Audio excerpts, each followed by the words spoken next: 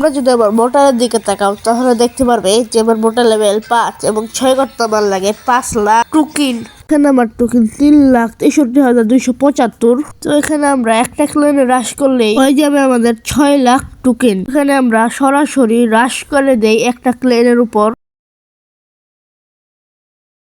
তো এই সেই আমাদের ম্যাপ।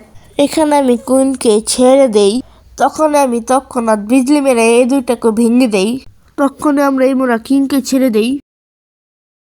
তো এখানে টোকেন কালেক্টের জন্য একটা মফ ছেড়ে দিই আমরা, এবং অন্যদিকে আরেকটা টোকেন কালেক্টের জন্য আরেকটা মফ আমরা ছেড়ে দেই, এবং এখানে আমরা কিছু বেলুনকে ছেড়ে দেই।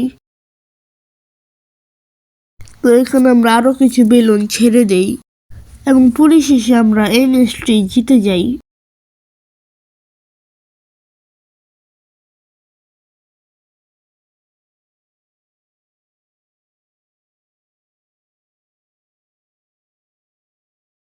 এবং আমরা মর্টারকে 6 লেভেল করে ফেলি।